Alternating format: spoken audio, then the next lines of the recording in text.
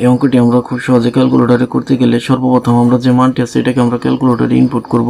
এখন এখানে আমরা এর পরিবর্তে x ব্যবহার করব। x লিখব কিভাবে, আমরা আলফা দিয়ে ফার্স্ট ব্র্যাকেট দেব x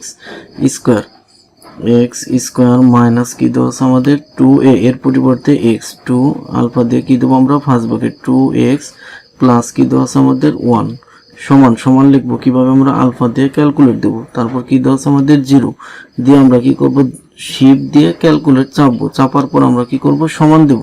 এখন আমাদের x এর এখানে একটি মান চলে এসেছে। এখন আমাদের মান নির্ণয় করতে বলছে কি রুট ওভার a স্কয়ার, এর পরিবর্তে x লিখবো কিভাবে, আলফা দিয়ে first bracket x square plus কি দেওয়া আছে আমাদের 3x, লিখবো কিভাবে, আলফা দিয়ে ফার্স্ট ব্র্যাকেট প্লাস কি দেওয়া আছে আমাদের 5 দিয়ে আমরা কি করব শুধু ক্যালকুলেট চাপবো। চাপার পর x এর একটি মান চেয়েছে, যেহেতু x এর মানটি কপি করা আছে এখন আমরা শুধু সমান দেব।